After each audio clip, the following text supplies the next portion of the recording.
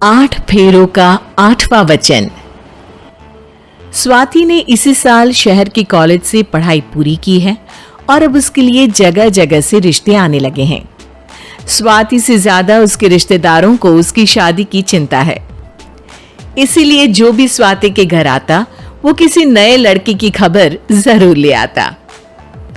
अरे दीदी, ये फोटो देख के बताओ कैसा है। राहुल नाम है लड़के का, मेरी सहेली की बहन का बेटा है। अपनी स्वाति के साथ एकदम प्यारी जोड़ी लगेगी इसकी।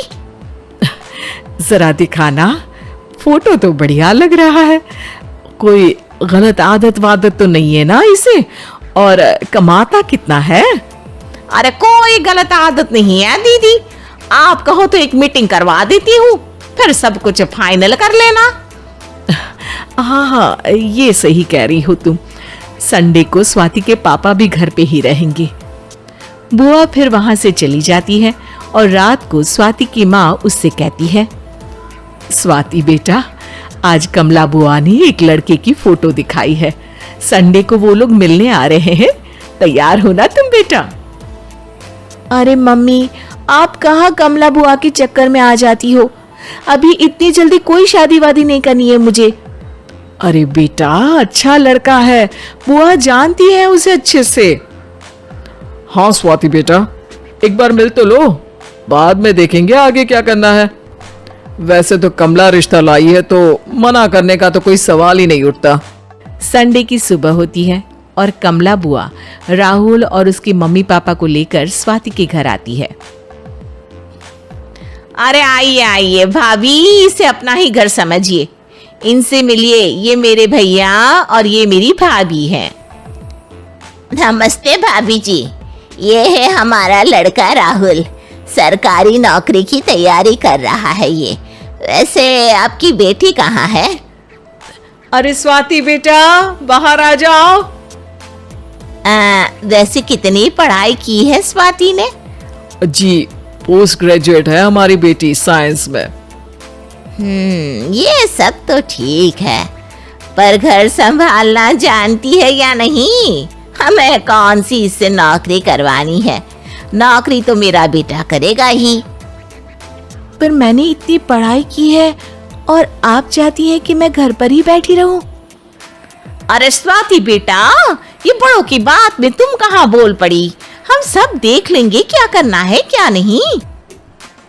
हम तो इसी बात में विश्वास करते हैं कि घर के लड़कियां घर में ही रहे तो ज्यादा अच्छा रहता है।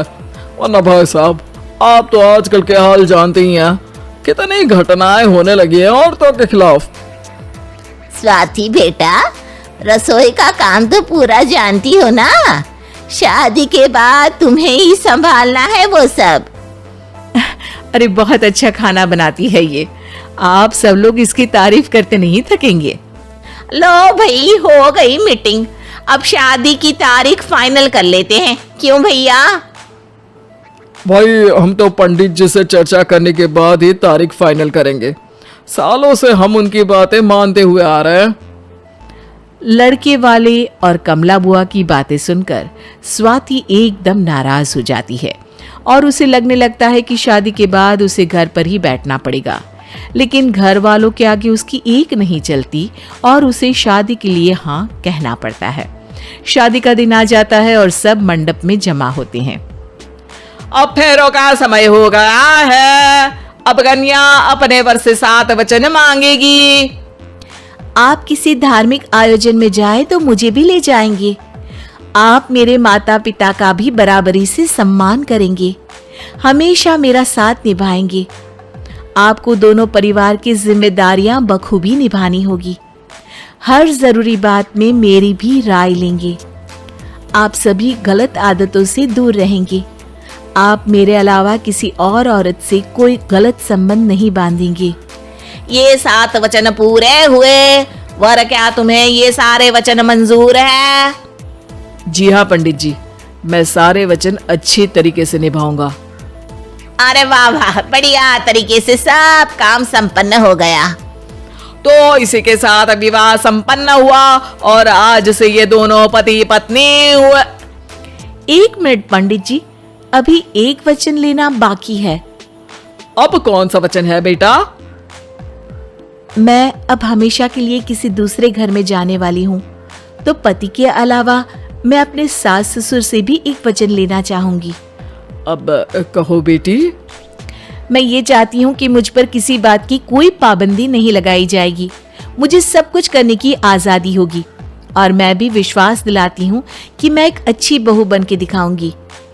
स्वाति की बात सुनकर उसके सास ससुर एकदम चौंक जाते हैं और कुछ बोल नहीं पाते कि उतने में कमला बुआ बोल पड़ती है। अरे बेटा, ये भी कोई कहने की बात है?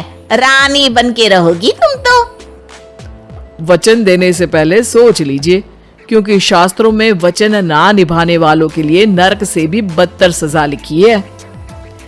स्वाति की चालाकी से वहां मौजूद सब लोग प्रभावित हो जाते हैं और लोगों में बदनामी ना हो जाए, इस कारण स्वाति के सास ससुर को उसे वचन देना पड़ता है। और कैसी अपशकुन वाली बातें कर रहे हैं आप पंडित जी? हमें मंजूर है बेटा तुम्हारी शर्त। स्वाति अपनी समझदारी से अपनी बात अपने ससुराल वालों से मनवा लेती है और खुशी खुशी राहुल से शादी कर लेती है। अब से हर शादी में मैं खुद 8 वचन दिलवाऊंगा। ओम मंगलम मंगलम मंगलम। कहानी सुनने के लिए धन्यवाद। ऐसी ही और कहानी सुनने के लिए चैनल को सब्सक्राइब करें